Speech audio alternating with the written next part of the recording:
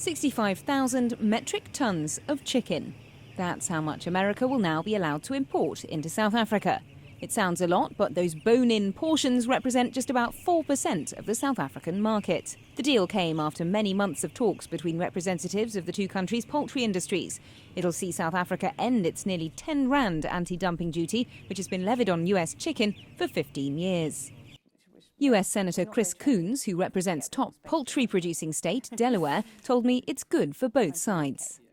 It's not as big as we had hoped for, but it's a significant advance over nearly zero. It allows us to reopen a relationship that had long been important to the American poultry community, and it allows us to begin on a journey towards what I hope will be our ultimate destination, which is a win-win partnership, where as American poultry companies regain a foothold in the South African market, it's my hope that they will invest. The poultry deal between the US and South Africa came just weeks after the Senate here on Capitol Hill passed an amended renewal of the African Growth and Opportunities Act, or AGOA.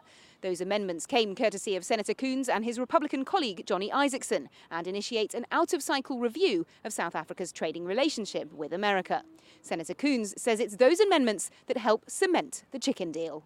I think it was only because of that specific provision, which was the result of an amendment that Senators Isakson and I offered to AGOA, that there was a real appreciation of the importance of resolving this issue to keep our trade relationships on a fair and level basis. Trade expert Stephen Landy says this is a great deal for South Africa. There has been no better negotiators than from DTI. They are the best.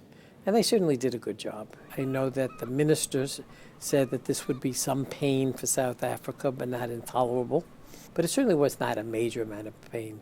When you think for a moment what this meant for 10 years of duty-free entry into the U.S. for companies like BMW, South African citrus, I mean, we look at that whole panoply of exports. So I would say South Africa did a very good job.